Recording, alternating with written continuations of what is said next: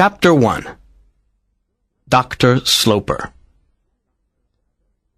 During the first half of the 19th century, a very distinguished physician lived in the city of New York. Dr. Austin Sloper had acquired an impeccable reputation as a doctor, because he was not only intelligent, honest, and skilled, but he also knew how to please his patients. Every patient received a long, detailed explanation about the ailment, accompanied by an illegible prescription. His patients considered him the cleverest doctor in the country. At the time that we are concerned with him, Dr. Sloper was 50 years old, and was an influential part of the best society of New York City. His wit, intelligence, and brilliant conversation made him the center of attention at all fashionable parties. In 1820, he had had the good fortune of falling in love with and marrying Catherine Harrington, a very charming and beautiful heiress. She had a fortune of $10,000 a year, but Austin Sloper was completely indifferent to this fact. His goal in life was to become a successful physician and to acquire a lot of professional experience. He was very fond of his profession and worked diligently to achieve his goal. Part of his professional experience, however, was quite unwelcome. His first child, a little boy of extraordinary promise, died at the age of 3. Neither the mother's love nor the father's science saved him. 2 years later, Mrs. Sloper had a second child, a little girl. The fact that the child was a girl, and not a boy, greatly disappointed the doctor. It had been his dream to make an admirable man out of the little boy. But then something worse happened. A week after the child's birth, the young wife fell ill and died, leaving Dr. Sloper alone with the little girl, whom he named Catherine, after her mother. For a man whose profession was to keep people alive, Dr. Sloper had failed with his own family. However, no one criticized him but himself. He blamed himself, and bore the weight of this blame all his life. Catherine grew up to be a robust, healthy child, and Dr. Sloper had no fear of losing her. When Catherine was about 10 years old, Dr. Sloper invited his sister, Mrs. Lavinia Penniman, to stay with him. He had 2 sisters, who had both married early in life. The younger one, Mrs. Elizabeth Almond, was the wife of a prosperous merchant, and the mother of a large family. Mrs. Almond was an attractive, reasonable woman. The doctor preferred her to his other sister, Lavinia, who had married a poor and sickly clergyman. The clergyman had died at the age of 33, leaving Lavinia without children and without fortune. Dr. Sloper had not invited his sister to live with him forever. He had suggested that she look for lodgings while she stayed with him. It is uncertain whether Mrs. Penniman ever looked for lodgings, but it is certain that she never found them. Mrs. Penniman settled with her brother and never went away. After 6 months, Dr. Sloper accepted the fact. She explained to everyone, except Dr. Sloper, that she was in charge of Catherine's education. His opinion of women in general was not high, and he felt his sister did not possess any intellectual gifts. In his life, the doctor had admired only one woman, his wife. He was always extremely polite to Lavinia, but he never discussed anything of importance with her. Once, when Catherine was about 12 years old, he had said to her, "Try and make a clever woman out of her, Lavinia. I should like her to be a clever woman." Mrs. Penniman looked at him thoughtfully and said, "My dear Austin, do you think it is better to be clever than to be good?" "Good for what?" asked the doctor. "You are good for nothing unless you are clever. Of course, I wish Catherine to be good, but she will not be a better person if she is a fool." Mrs. Penniman was a tall, thin, fair woman with a pleasant disposition. She was romantic and sentimental, with a passion for little secrets and mysteries.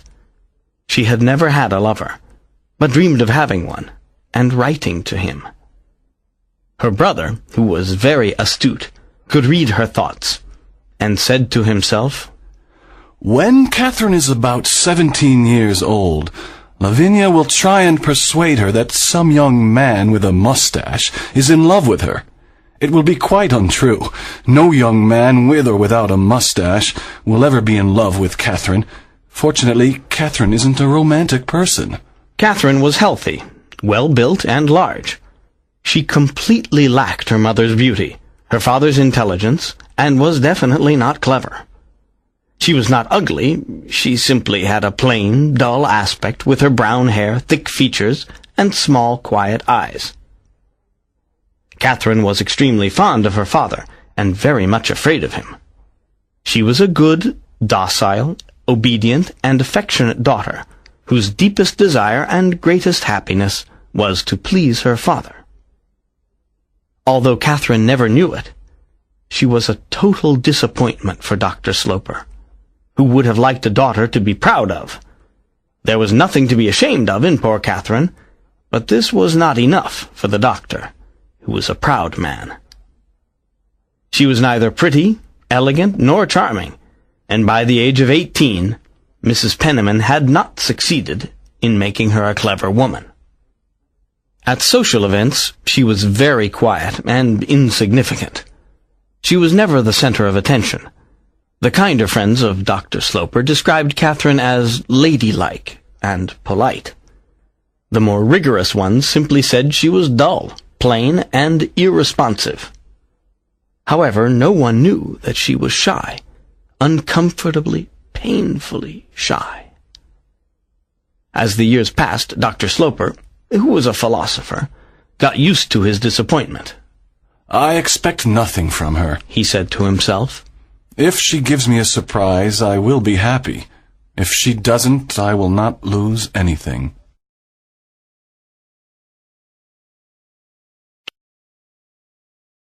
Chapter 2.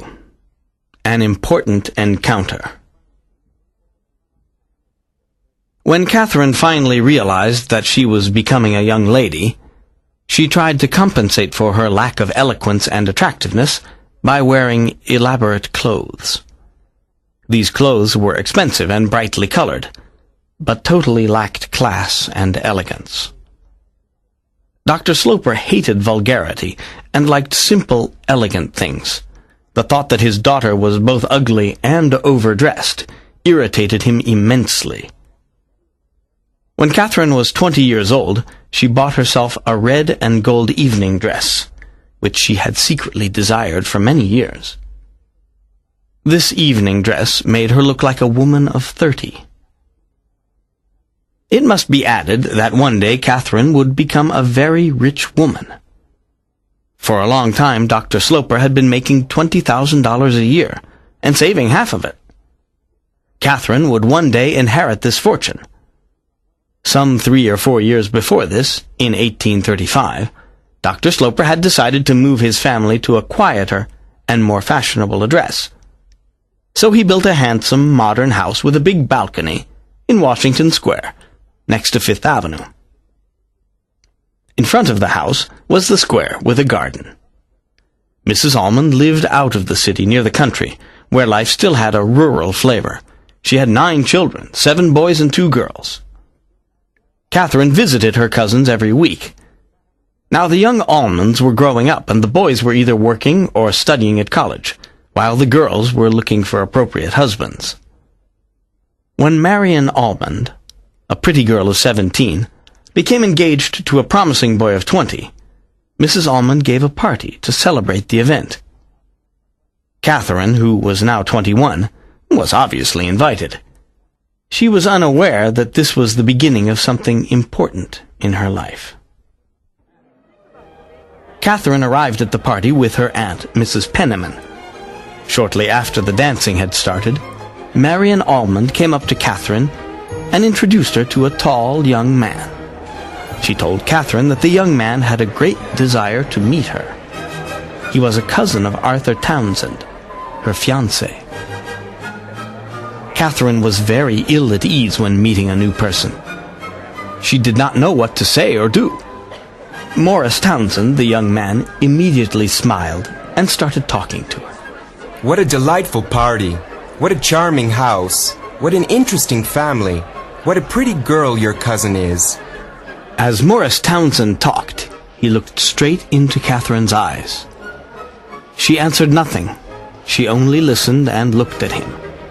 He continued to say many other things in a very easy, comfortable manner. It seemed natural that such a handsome young man should talk while she looked at him and listened silently.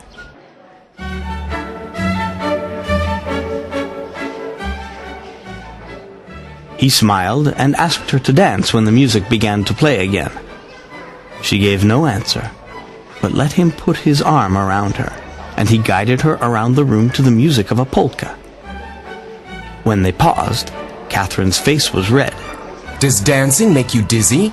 Yes, she said, although she did not know why, since dancing had never made her dizzy. In that case, we will sit and talk. I will find a good place to sit, said Mr. Townsend.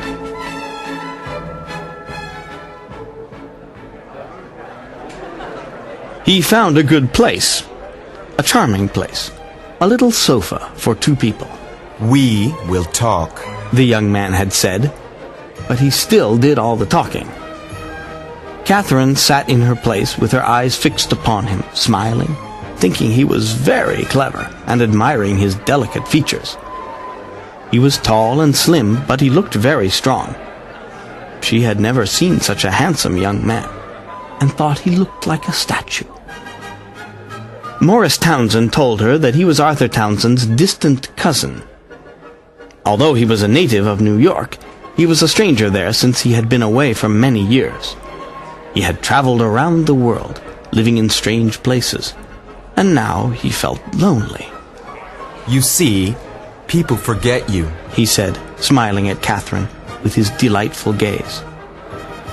It seemed to Catherine that no one who had seen him would ever forget him, but she kept this reflection to herself. Catherine was completely absorbed by Morris Townsend. He was very amusing, and she had never heard anyone speak as well as he did. It was the way a young man might talk in a novel or in a play at the theater.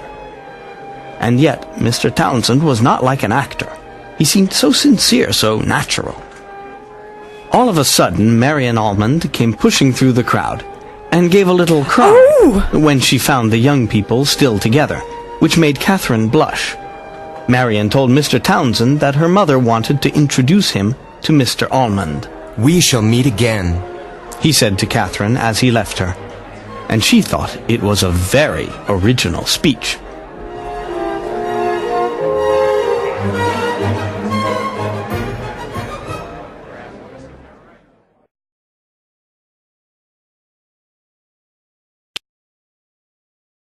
Chapter 5. A Surprise Visit.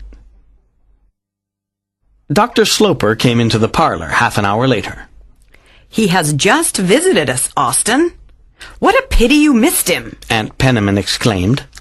Who have I missed? Asked Dr. Sloper. Mr. Morris Townsend, the gentleman at Elizabeth's party who was so impressed with Catherine, Mrs. Penniman added.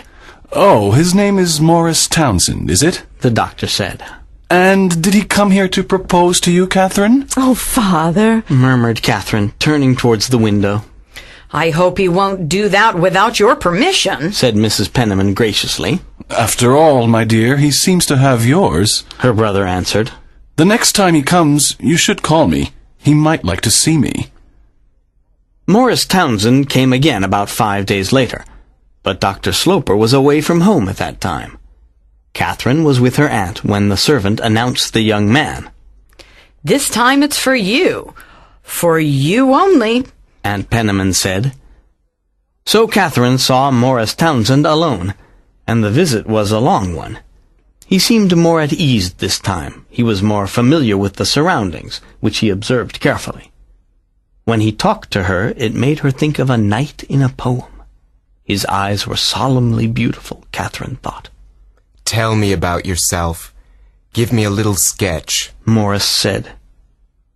Catherine had very little to tell, and she had no talent for sketching. However, she told him of her passion for the theater and her love for operatic music, that of Bellini and Donizetti in particular. She also confessed that she was not fond of literature. Morris Townsend agreed with her that books were boring. He had been to places that he had read about, and they were not at all like the descriptions. During his travels, he had also seen important actors in the best theaters in London and Paris. But the actors were like the authors. They always exaggerated. He liked everything to be natural. Suddenly he stopped and looked at Catherine with his smile. That's why I like you. You are so natural. You see, I am natural myself. He began talking about music, and said it was his great pleasure in life. I sing a little myself, he said. Someday I will show you. Not today, but some other time. He got up to go. Catherine could only think that some other time had a delightful sound. It seemed to indicate other meetings in the future. Catherine felt obliged to tell her father about Morris Townsend's visit. She announced the fact very suddenly and tried to leave the room quickly. Her father stopped her as she reached the door. Well, my dear, did he propose to you today? Catherine didn't like his comment. It made her unhappy. She wanted to give a clever answer, but she only stood by the door and gave a little laugh. The doctor said to himself, My daughter is definitely not brilliant. But no sooner had he made this reflection than Catherine found something to say. Perhaps he will do it next time. And she gave a repetition of her laugh as she quickly left the room.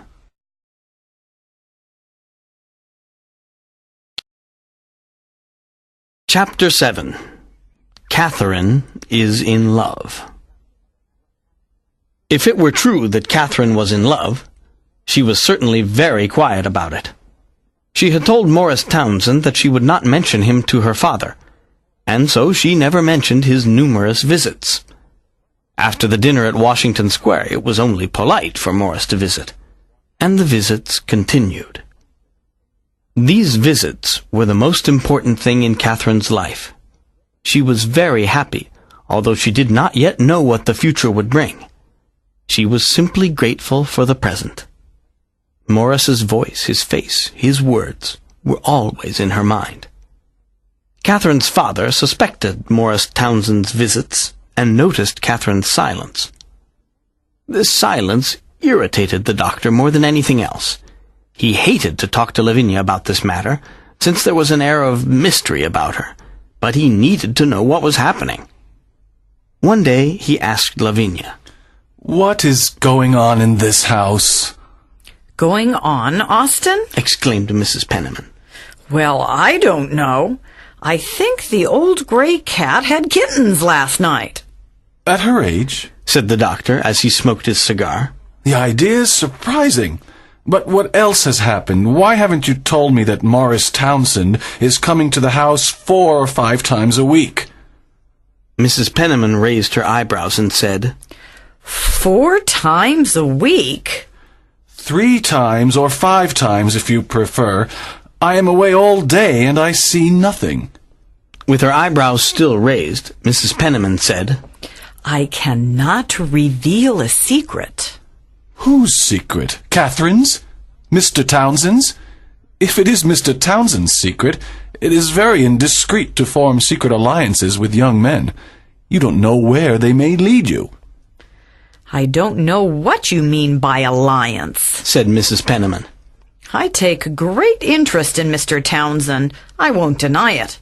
But that is all. That is quite enough. What is so interesting about Mr. Townsend? His good looks? His misfortunes, Austin. I don't think I can tell you his story. I am sure he would tell you if you listened kindly. The doctor gave a laugh. Then I shall ask him very kindly to leave Catherine alone. Catherine has probably said something to him kinder than that. Said that she loved him? Do you mean that? Mrs. Penniman stared at the floor and said, She doesn't talk to me about him. All I can say is that Catherine is very happy. Townsend is trying to marry her. Is that what you mean? He is very interested in her and says charming things about her. Catherine has a lovely nature, and Mr. Townsend has had the intelligence to discover it. Do you think he is sincere? Asked her brother. Deeply sincere. Dr. Sloper continued to smoke his cigar in silence. What about the misfortunes that you haven't told me about? Did they make him poor? It's not only a question of money. He is very much alone in the world. He has had false friends who have betrayed him. He has been wild in the past, and he has paid for it. It's a long story, said Mrs. Penniman. I've heard that he lives with his sister and her children and does nothing for himself. He is very seriously looking for a position. Precisely. He is looking for it here, over there in the front parlor. The position of husband of a weak woman with a large fortune would suit him perfectly. Mrs. Penniman got up, looked at her brother angrily, and said, My dear Austin, if you think Catherine is a weak woman, then you are greatly mistaken. And with this she walked majestically away.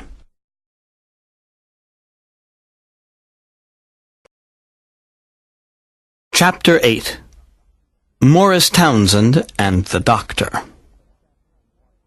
It was customary for the family in Washington Square to spend Sunday evening at the Allmans' house.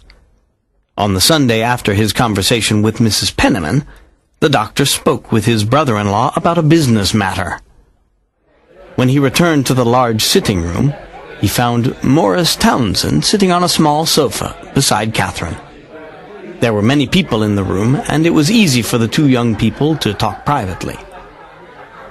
Dr. Sloper noticed immediately that his daughter was painfully conscious that he was watching her. She sat motionless, her eyes down, blushing deeply. The doctor almost pitied her. Poor Catherine, he thought. It must be so satisfying for a plain, inanimate girl to have such a handsome young man court her. Perhaps I am condemning Morris Townsend without a reason. I should give him another chance. Dr. Sloper crossed the room and saw Morris Townsend at the fireplace. The young man looked at him with a little smile. He's amazingly conceited, thought the doctor. Then he said, I am told you are looking for a position. Yes, I would like to find some work, but I have no special talents. You are too modest, said the doctor. I know nothing of you, but I see by your face that you are extremely intelligent. Oh, Townsend said. I don't know what to answer when you say that. Then, do you advise me not to give up hope?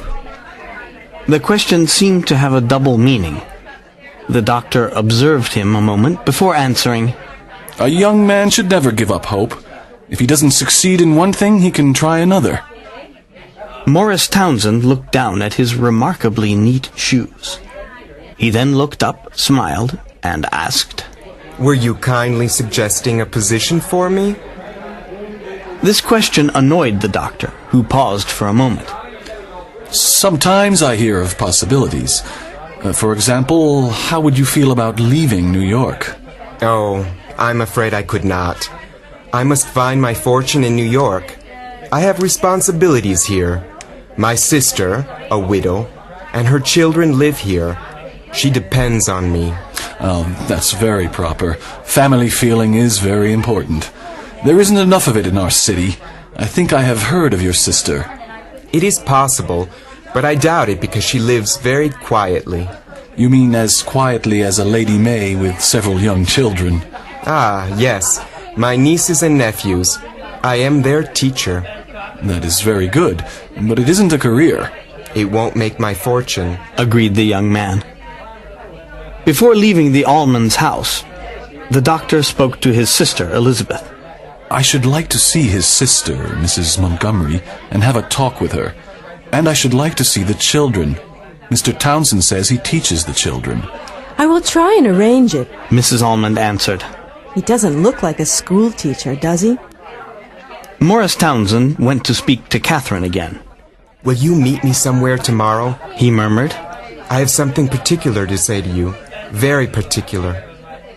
Meet you? Catherine asked, lifting her frightened eyes. Can't you come to the house? Can't you say it there? Townsend shook his head sadly. I cannot enter your house again. Your father has insulted me. Insulted you? He dislikes me because I am poor. Oh, no, you are wrong. You misunderstood him. Catherine said energetically, getting up from her chair. Perhaps I am too proud, said Townsend. You must not be too proud. My father is full of goodness. I will only be proud of you, my dearest, said Morris, and Catherine blushed. Will you meet me in the garden in the square in the afternoon? It is very quiet there. No one will see us. You know how little there is in me to be proud of. I am ugly and stupid. Catherine answered. Morris answered with a murmur, in which she recognized nothing articulate, but an assurance that she was his own dearest. She continued, And I am not even brave. Then what shall we do if you are afraid? Asked Morris. Catherine hesitated and at last said, You must come to the house. I'm not afraid of that. I would rather meet in the square. You know how empty it is. No one will see us. I don't care who sees us. But leave me now. He left her. He had got what he wanted.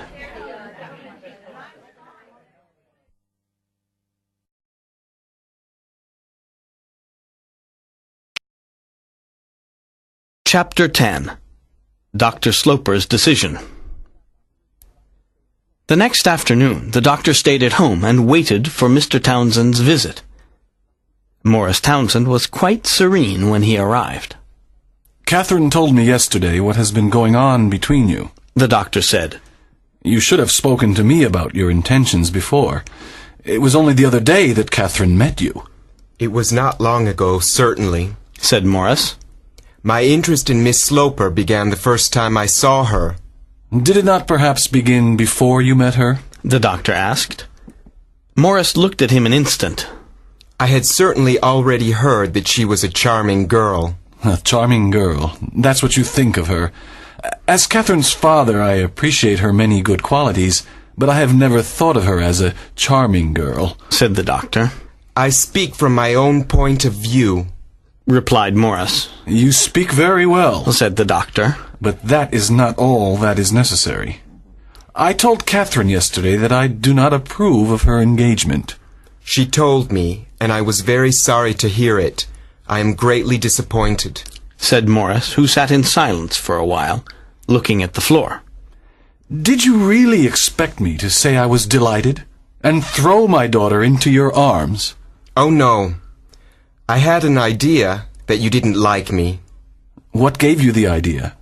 The fact that I am poor. It is certainly a fact I must consider. You are without a position, visible resources, or prospects. You are not a suitable husband for my daughter, who is a weak young woman with a large fortune. Morris listened respectfully. I don't think Miss Sloper is a weak woman, he said. I have known my child for 20 years, and you have known her for 6 weeks. Even if she were not weak, you would still be a penniless man. Yes, that is my weakness. You think I only want your daughter's money. I don't say that.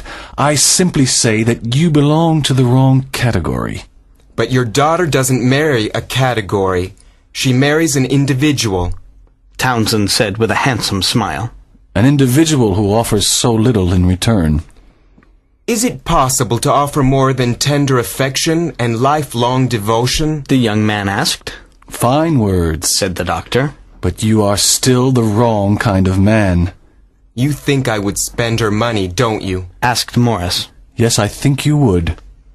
Morris continued to display great self-control, although his disappointment was obvious. I confess that I have been wild and foolish. If you like, I will tell you every crazy thing I ever did. But I have changed now. I spent my own fortune because it was my own. That does not mean I would spend Miss Sloper's fortune. I would take good care of it. Taking too much care would be as bad as taking too little care. Catherine might suffer as much by your economy as by your extravagance, declared the doctor. I think you are very unjust, said the young man. Do you want to make your daughter miserable? She will most likely think I am cruel for a year. A year? Exclaimed Morris with a laugh. For a lifetime, then. She will be miserable either way, with you or without you. Here at last Morris got angry. You are not polite, sir, he cried. You argue too much. I cannot accept you as a son-in-law, and I shall advise Catherine to give you up. Are you sure your daughter will give me up? No, I am not sure of it, but I shall strongly recommend it. My daughter has a great sense of respect, affection, and duty towards her father. I think it is extremely possible. I don't think she will. She has gone too far to stop, Morris insisted. The doctor looked at Morris and said, You are very impertinent. I will say no more, sir, said Morris, and he left the room.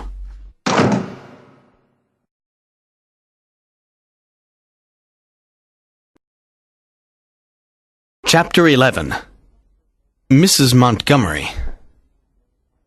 The doctor told Mrs. Almond all about his meeting with Morris Townsend.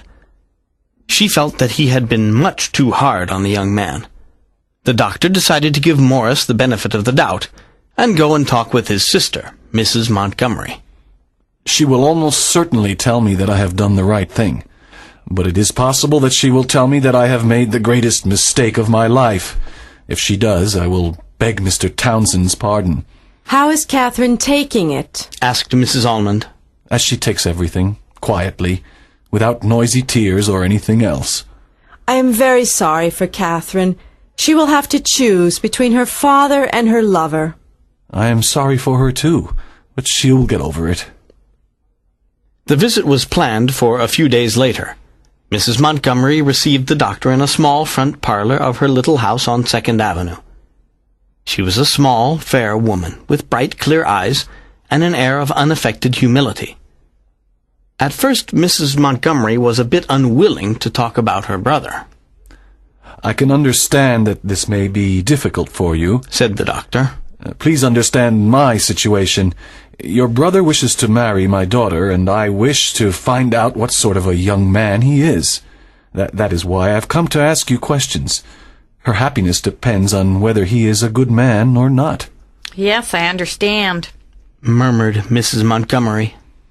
I must remind you that after my death, Catherine will have $30,000 a year.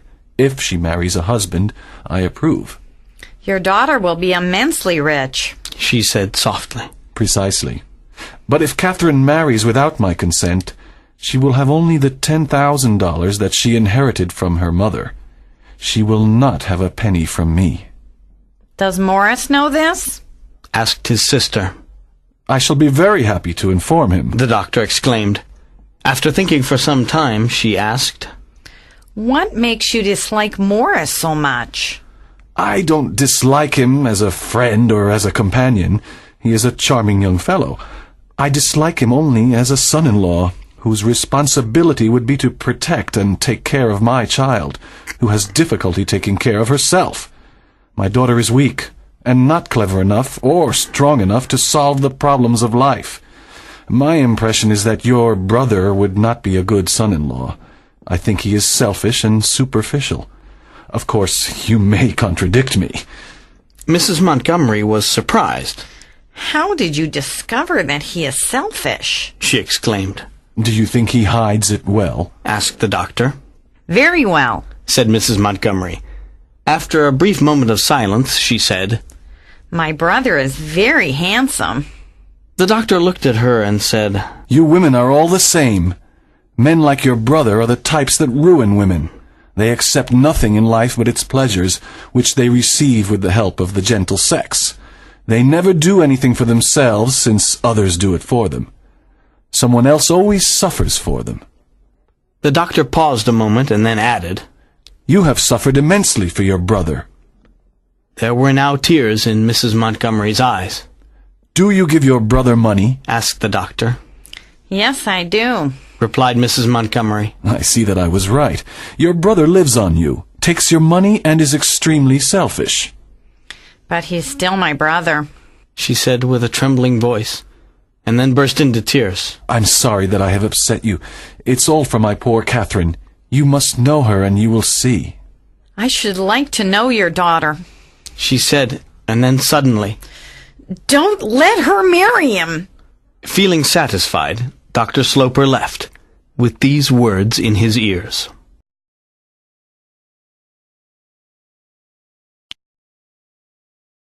Chapter 13. The Confrontation. Catherine sat alone by the parlor fire for more than an hour. Her aunt seemed to her aggressive and foolish.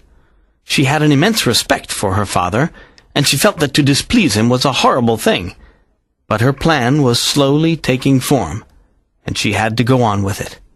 When the clock struck 11, and the house was in silence, Catherine slowly went to the door of the library. She knocked, and her father opened the door. What is the matter? Asked the doctor. You're standing there like a ghost.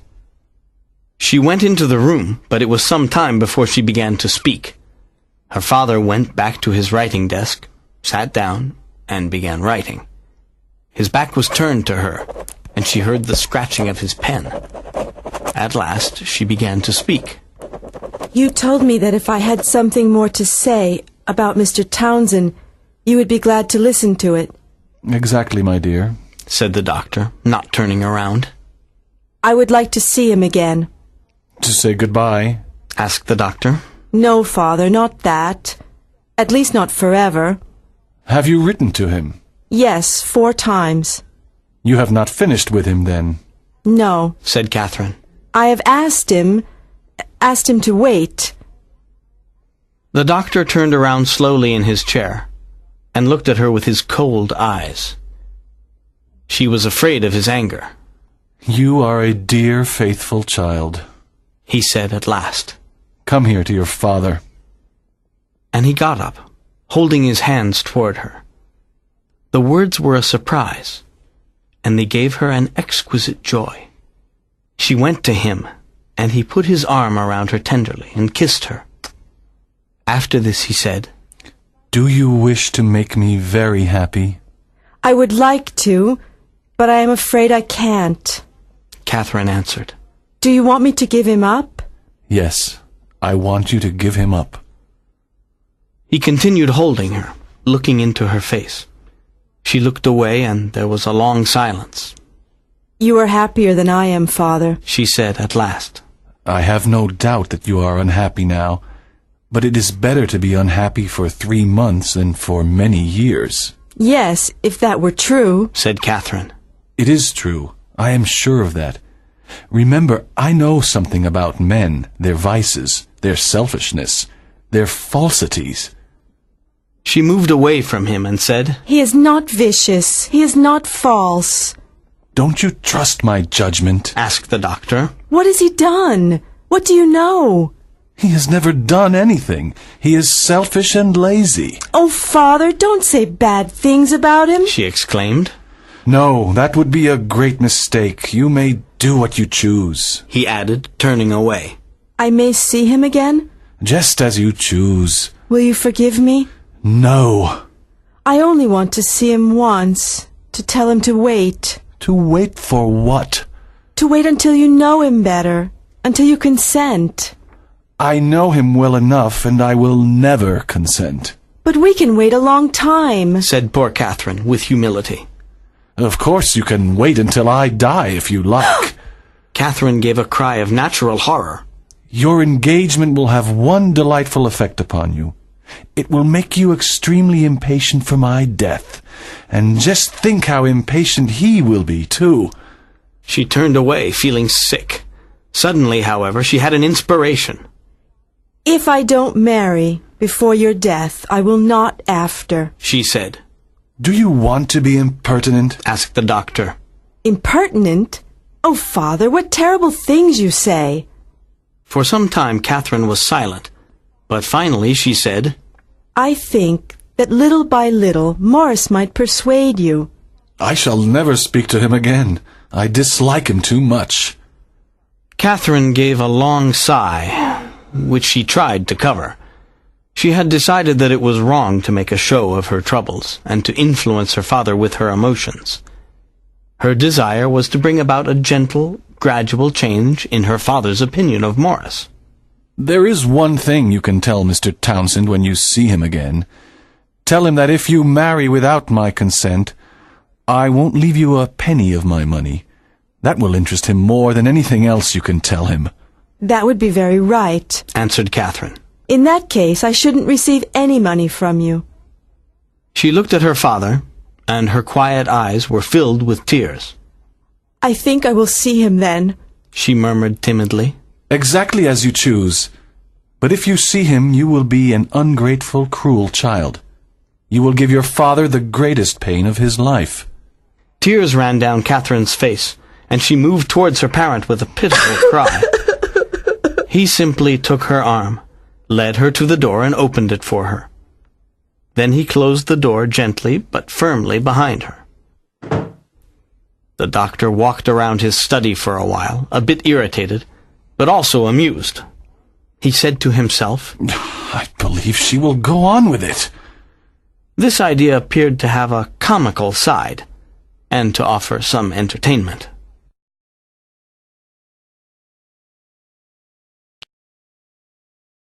Chapter 14. Catherine Chooses. The next day, Dr. Sloper called Mrs. Penniman into his library.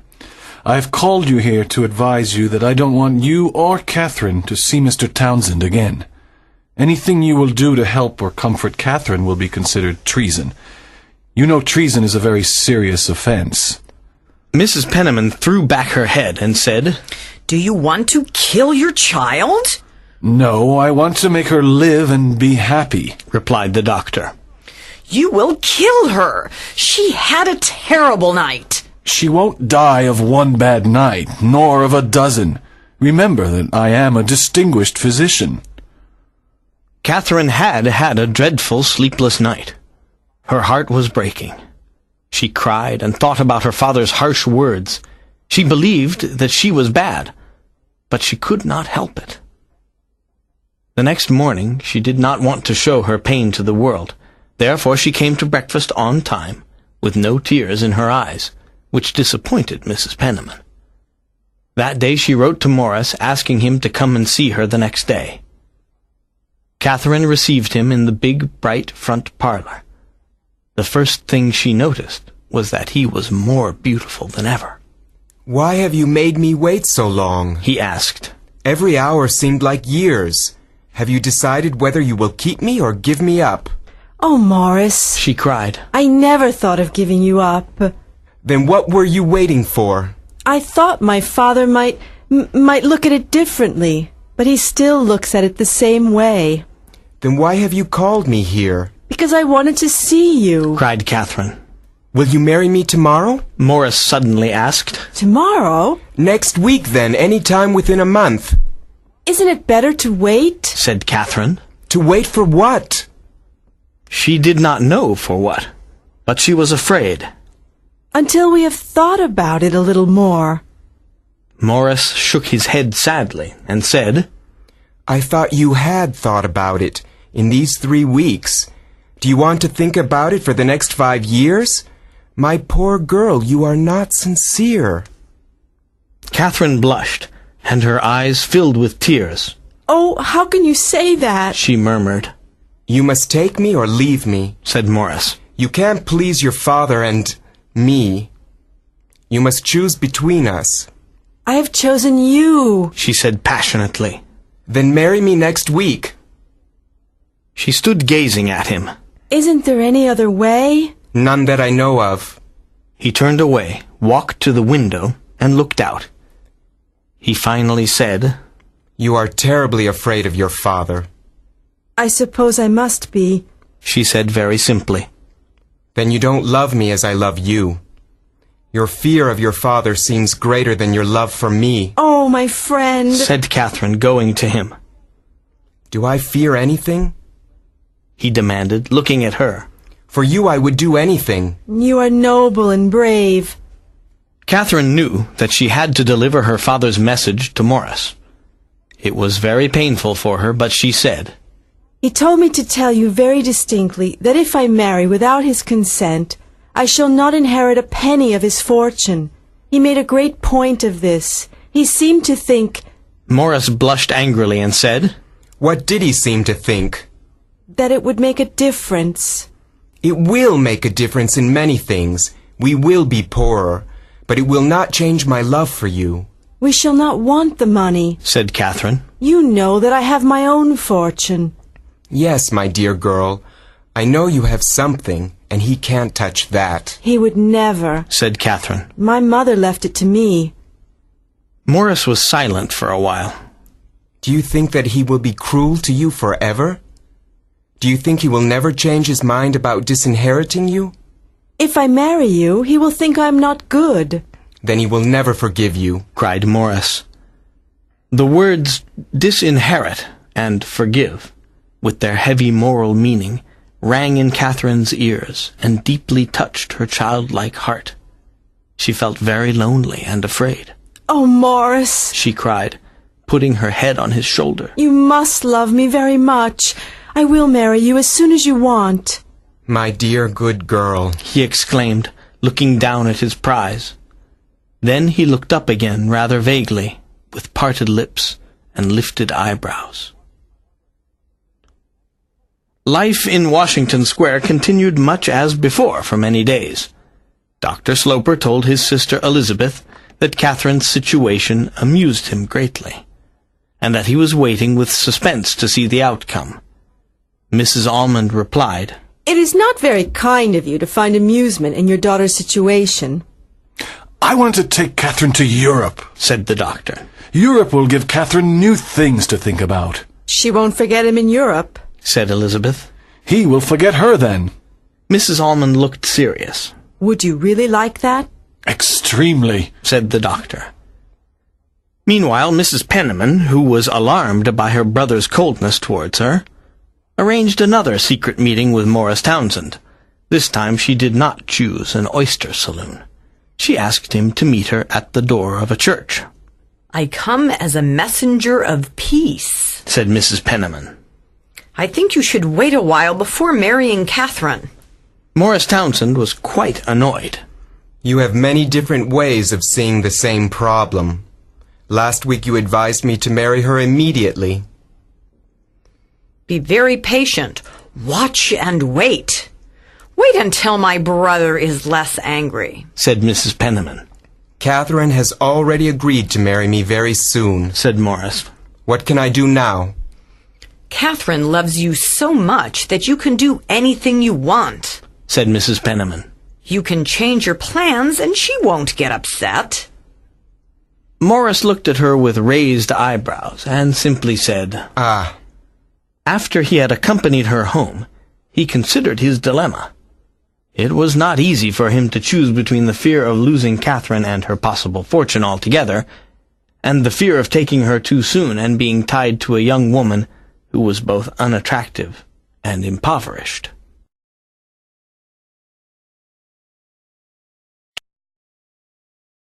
Chapter 15. Europe. Mrs. Penniman did not mention her meeting with Morris Townsend to Catherine, who was very quiet. She had not spoken to her father since the evening in his study. The doctor was cold and absolutely indifferent to the presence of his daughter and his sister. However, Catherine had something to say to her father. I think we shall marry. Before very long, and I shall probably see him about once a week, not more. The doctor looked at her coldly, from head to foot. Why do you tell me this? It doesn't matter to me. There were tears in Catherine's eyes as she cried, Oh, Father, don't you care? Not at all. Once you marry, it is the same to me when, where, or why you do it. The next day he spoke to her in a different manner. Are you going to marry in the next 4 or 5 months? The doctor asked. I don't know, Father, answered Catherine. It is not easy for us to decide. Wait then for 6 months, and I will take you to Europe. I would very much like you to go. After the words of the day before, Catherine was delighted to hear that her father was still interested in her. It would be delightful to go to Europe. she said, but her happiness soon faded when she realized that she would not see Morris for months. Very well, we will go. Go and pack your clothes. Mrs. Penniman was obviously not invited, and she understood why the doctor had made this plan. She told Catherine, "He thinks the trip to Europe will make you forget Morris." Since Catherine was going to Europe to please her father, she suddenly felt freer and more determined. Now, at last, her passion possessed her completely. She wrote to Morris, asking him to meet her in the square the next day. They took a long walk, and she told him about her father's invitation to visit Europe. Morris asked her many questions as they walked. One particular question struck her. Would you like to see all those beautiful things over there? Oh, no, Morris, said Catherine. Goodness, what a dull woman, Morris thought to himself. He thinks I will forget you, said Catherine. Well, my dear, perhaps you will. Please don't say that, Catherine answered gently. You should go, Morris said. It will please your father, and perhaps he will forgive you and change his mind about disinheriting you. And not get married for so long? We can marry when you return, and you can buy your wedding clothes in Paris. Dr. Sloper and his daughter visited Europe for 12 months, and not 6. During the first 6 months of their trip, the doctor never spoke to Catherine about their difference. There were so many things in Europe that interested him. Catherine was quiet, docile, punctual, and obedient. She neither appreciated nor criticized what she saw, and her father judged her a very unintelligent traveling companion. One day at the end of the summer, the two travelers were walking together in a lonely valley of the Alps. It was late in the afternoon, and the air was getting cold. Catherine felt lonely in this desolate place. The doctor suddenly looked at her and asked, Have you given him up? The question was unexpected, but Catherine did not hesitate. No, Father, she answered. He looked at her without speaking. Does he write to you? Yes, about twice a month. The doctor looked at the valley and said in a low voice, I am very angry. You try my patience. I am not a very good man, and I can be very hard. I'm sorry, Catherine murmured. Her heart grew cold, and she felt frightened. One day he will leave you alone and hungry in a desolate place like this. That is not true, Father. He did not speak to her about Morris for another 6 months. The night before sailing to New York, the doctor asked her, What are you going to do when you get home? Do you mean about Mr. Townsend? About Mr. Townsend. We shall probably marry. So you will go off with him as soon as you arrive? This seemed like a vulgar way of putting it, and Catherine resented it. I cannot tell you until we arrive, she said. All I ask of you is that you do tell me. When a poor man is going to lose his child, he would like to know before it happens. Oh, Father, you will not lose me, Catherine cried. When Catherine arrived in New York, she did not go off with Morris Townsend. Morris was, of course, the natural subject of conversation between Catherine and her aunt. I've seen a lot of Morris while you were away. I think I know him well. He is full of passion and energy, said Mrs. Penniman. Catherine listened with interest and apprehension as her aunt told her that Morris used to sit in the doctor's study, smoke his cigars, and look at his books. While Catherine and her father were in Europe, Mrs. Almond had told her sister that she was behaving foolishly. You should not be so friendly with him. If he marries her and she doesn't get Austin's money, he will hate Catherine and be cruel to her. Catherine listened to Mrs. Penniman and said, I wish he had found some employment. He has found some employment. He told me to tell you as soon as you arrived. He has formed a partnership with a commission merchant. Oh, I'm so glad, exclaimed Catherine. How is your father? Is he still implacable? Mrs. Penniman asked. Oh, yes. Europe has made him more determined, more terrible. I shall never change him, and I expect nothing from him now, answered Catherine.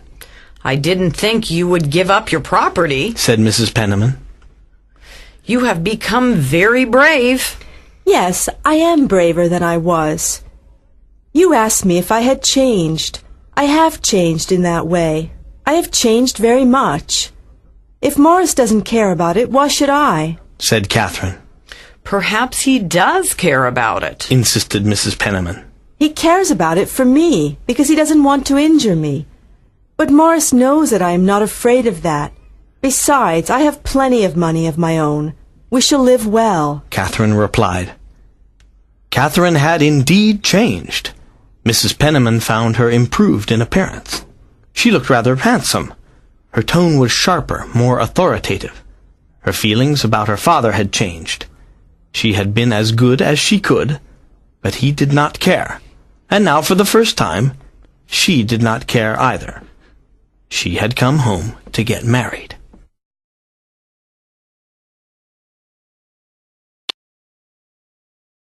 Chapter 17. The Parting. He came again and again without managing the last parting. It was awkward for him, and he had developed a strong dislike for Catherine's aunt, who, as he said, had put him into this mess. Catherine suspected nothing. She looked at her lover with eyes of complete trust. Mrs. Penniman wandered about the house very uncomfortably, with her unexploded bomb in her hands. Catherine waited patiently for Morris to name the day of their wedding. His visits were very brief, and he had very little to talk about. Catherine began to worry. Are you sick? She asked Morris. You seem so restless. I am not at all well, said Morris. I have to go away. Go away? Where are you going, Morris? He looked at her, and for a moment she was afraid of him. Will you promise not to make a scene? A scene? Do I make scenes? Asked Catherine. I have to go away on business to New Orleans. Take me with you. Take you with me? On business? What is your business? Your business is to be with me. Morris told her a long story about an opportunity he had to make $6,000 buying cotton. Catherine took his arm in her two hands and spoke with more force than he had ever heard before. You can go to New Orleans another time. This isn't the moment. We have waited too long already. Very well, then. We won't talk about it any more. I will do my business by letter. You won't go? Morris wanted to provoke a quarrel. It was the easiest way to break away from her. You are not discreet. You must not tell me what to do, he said. Try and be calmer the next time I come. When will you come again? I will come next Saturday, said Morris. Come tomorrow. Catherine begged. I want you to come tomorrow. I will be very quiet. She suddenly felt frightened and wanted to keep him in the room. Morris kissed her forehead, and Catherine's heart beat very fast. Will you promise to come tomorrow? She asked gently. I said Saturday, Morris answered, smiling. He tried to be angry at one moment and smile at the next. Everything seemed so awkward and unpleasant. Yes, Saturday too, she answered, trying to smile. But tomorrow first. He was going to the door, and she went with him quickly. She would do anything to keep him. I am a busy man, cried Morris sternly. His voice was so hard and unnatural that she turned away with a helpless look. He quickly put his hand on the doorknob. In a moment she was close to him again. Morris, you're going to leave me. Yes, for a little while, until you are reasonable again. I shall never be reasonable in that way. And she tried to keep him longer. Think of what I've done, she cried. Morris, I have given up everything. You shall have everything back. You wouldn't say that if you didn't mean something. What is it? What has happened? What have I done? What has changed you? I will write to you. That is better. Oh, you won't come back, she cried, bursting into tears. Dear Catherine, he said, don't believe that. I promise you that you shall see me again. He managed to get away and closed the door behind him. It was almost the last outbreak of passion of her life, but it was long and terrible. She threw herself on the sofa buried her head in the cushions, and cried desperately. It seemed to her that a mask had suddenly fallen away from his face. He had wanted to get away from her. He had been angry and cruel. Catherine wanted to believe that he would return. She listened, hoping to hear his ring at the door.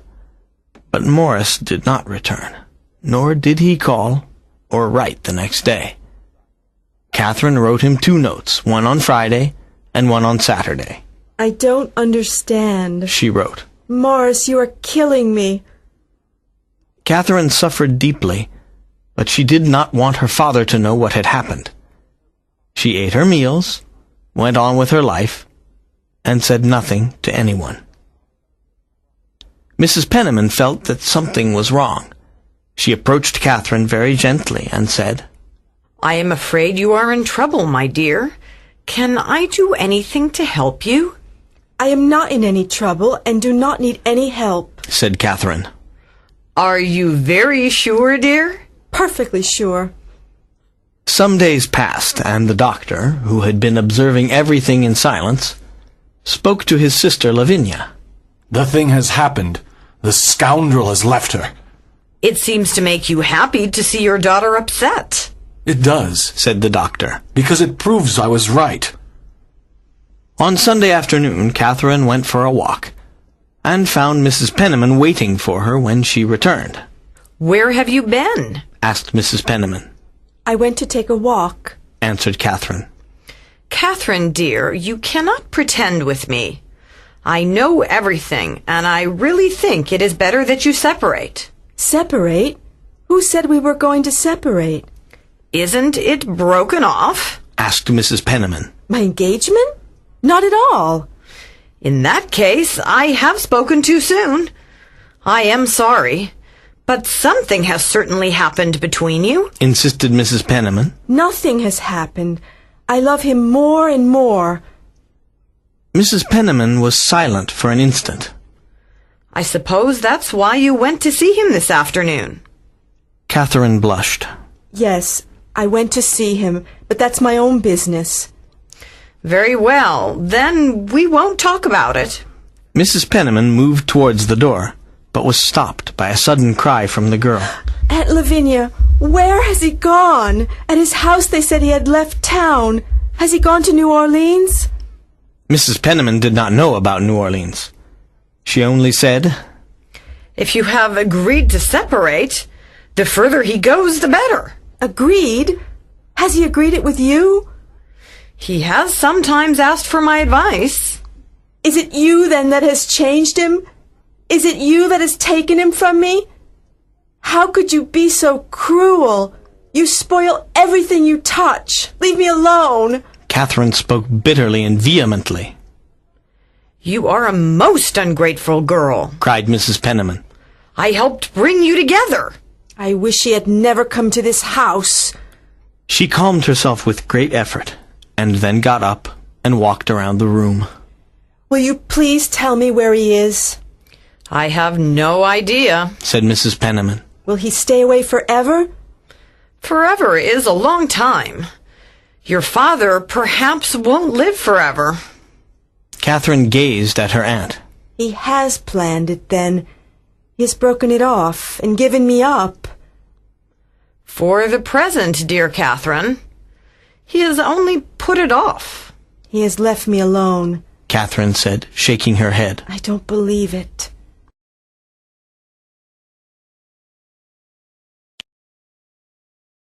Chapter 18. The Letter.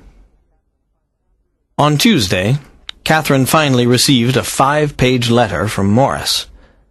The letter was written in Philadelphia, and it explained that he would be away on business for a long time. He said that he did not want to come between her and her fortune, and that he would never forget her. He wanted her to have a peaceful and happy life, and he hoped that one day they would meet as friends. The letter caused poor Catherine an immense and long-lasting pain. She was too proud to say anything about it to her father or her aunt. Her father waited a week before walking into the back parlor and saying, I would like to know when you plan to leave this house.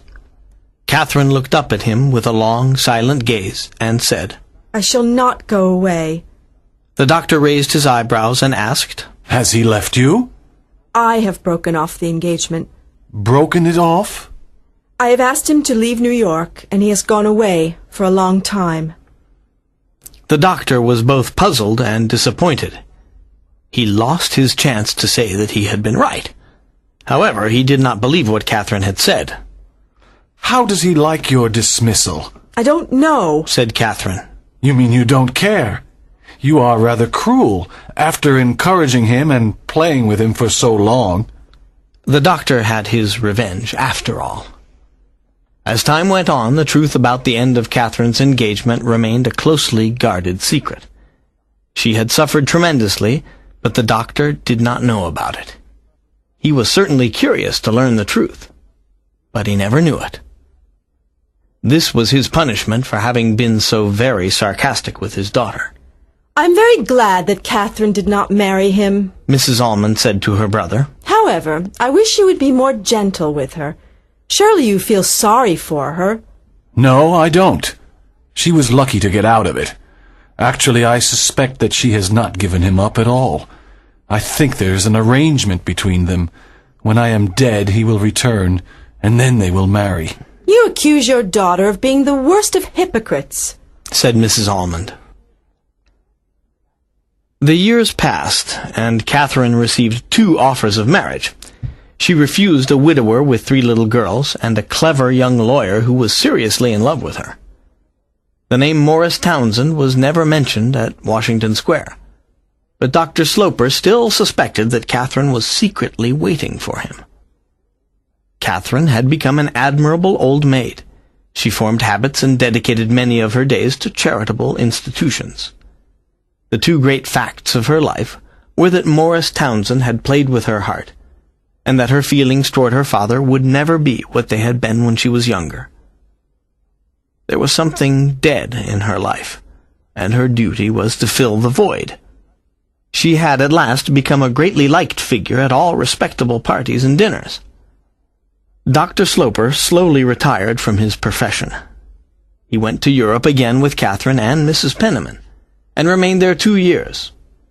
One day after his return from Europe, the doctor said something to his daughter that surprised her greatly. I would like you to promise me something before I die. Why do you talk about your death? She asked. Because I am 68 years old, and one day I shall die. Promise me not to marry Morris Townsend after I am gone. For a few minutes, she said nothing. Why do you speak of him? She asked at last.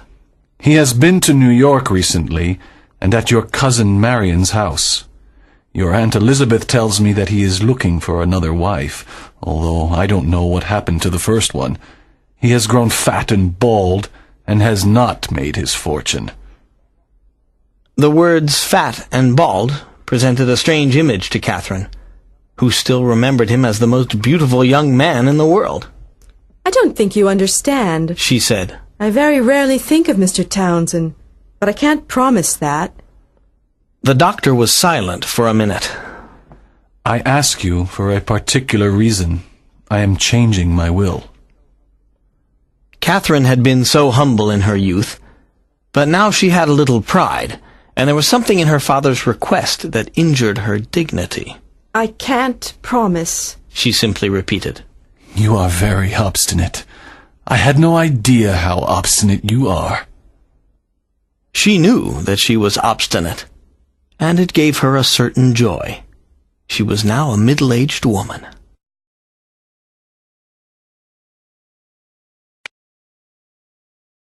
Chapter 19. The Will. Another year passed, and Dr. Sloper became very ill. After a 3-week illness, during which Catherine and Mrs. Penniman were always at his bedside, he died. When his will was opened, it was discovered that he had changed it shortly before his death. Catherine received only 1/5 of his property. She is well provided for from her mother's side, the will read. Her fortune is already more than sufficient to attract those unscrupulous adventurers whom she regards as an interesting class. He left the rest of his fortune to several different hospitals and schools of medicine in various cities. Mrs. Penniman thought that the will was cruel and unjust, but Catherine simply said, I like it very much. I only wish it had been expressed differently. Catherine and her aunt continued to live in the big house in Washington Square. Catherine usually spent the month of August at a hotel at the seaside. One warm summer evening in July, the two ladies were sitting in front of an open window, and Mrs. Penniman said, Catherine, I have something to say that will surprise you. She paused and then said, I have seen Morris Townsend. Catherine remained still. Then she said, I hope he was well. I don't know. He has changed. He would like very much to see you. I would rather not see him, said Catherine quickly. I met him at Marion's, and they are so afraid you will meet him there. I think that's why he goes. He wants so much to see you. Catherine said nothing, and Mrs. Penniman went on. He is still very handsome, but of course he looks older. Things have not gone well for him. He has been all over the world, but his evil star was against him. I believe he married a lady in Europe, but she died shortly after. The first thing he did was to ask me about you. He heard that you had never married, and he seemed very interested in this. He said you had been the real romance of his life. Catherine stared at the ground and listened silently. Please, say no more. But he wants so much to see you. Please don't, Aunt Lavinia, said Catherine, getting up from her seat. She moved quickly to the other window, which was open to the balcony. Her aunt could not see her behind the white curtains. She was trembling, and her heart was beating loudly. Feelings that she thought were dead began to stir. Then suddenly she burst into tears, silent tears that Mrs. Penniman could not see, but suspected. A week passed, and one evening as they sat in the front parlor, Mrs. Penniman suddenly said, Morris has sent you a message. He wishes to see you. He says his happiness depends on it. My happiness does not, said Catherine. He is going away again. He has something very important to say to you. He believes that you never understood him and that you never judged him in the right way. He wishes to meet you as a friend. Catherine listened to this wonderful speech without looking up from her embroidery. Then she said simply, Please say to Mr. Townsend that I wish he would leave me alone. She had just finished speaking when the doorbell rang. Catherine looked up at the clock. It was 9:15, a very late hour for visitors. Catherine's eyes turned quickly to her aunt, who was blushing. Aunt Penniman, she said, in a tone that frightened her companion. What have you done? My dearest Catherine, stammered Mrs. Penniman. Just wait until you see him. Catherine had frightened her aunt, but she was also frightened. And before she could do something, the servant had opened the door and announced his name. Mr. Morris Townsend. She heard the name, and she stood with her back to the door of the parlor. She remained still, feeling that he had come in. He had not spoken, however, and at last she turned around. There she saw a gentleman standing in the middle of the room, from which her aunt had discreetly left. She would never have recognized him. He was 45 years old. He was fatter. His hair was thin, and he had a thick beard. I have come, he said, and then he paused, looking around him as if he expected her to ask him to sit down. It was the old voice, but it did not have the old charm. Morris was embarrassed, but Catherine gave him no help. How could she welcome him when she did not want him to come? I wanted to so much. I was determined, Morris went on. Catherine continued to look at him and made the strangest observation. This was the man who had been everything, and yet this person was nothing. How long ago it was, how old she had grown, how much she had lived. The story of his life was written in his eyes. He had made himself comfortable, and he had never been caught. His presence was painful to her, and she wished he would go. I think it was wrong of you to come, said Catherine. Did Mrs. Penniman give you my message? She told me something, but I did not understand. I wish you would let me tell you. I don't think it is necessary, said Catherine. Not for you, perhaps, but for me. He seemed to be coming nearer, and Catherine turned away. Can't we be friends again? We are not enemies, said Catherine. He moved closer to her. She saw his beard and the eyes above it, looking strange and hard. It was very different from his young face. Catherine, he murmured. I have never stopped thinking of you. Please don't say these things, she answered. If my presence troubles you, I will go away, but you must let me come again. Please, don't come again, she said. It is wrong of you. There is no reason for it. You have treated me badly. That is not true. You had your quiet life with your father, which I did not want to rob from you. Yes, I had that. Morris knew about Dr. Sloper's will, and about the property she had inherited, but he said nothing. Catherine, have you forgiven me? I forgave you years ago, but it is useless for us to try to be friends. We can forget the past. We still have a future. I can't forget. I don't forget, said Catherine. You treated me too badly. I felt it very much for years. I can't begin again. Everything is dead and buried. It was too serious. It made a great change in my life. I never expected to see you here. Morris looked at her and asked, Why have you never married? I didn't wish to marry. Yes, you are rich, you are free. Marriage had nothing to offer you. Morris looked vaguely around him, gave a deep sigh, and said, Well, I had hoped that we could still be friends. There is no possibility of that, said Catherine. Goodbye, then, said Morris. She stood there, looking at the ground, after she had heard him close the door of the room.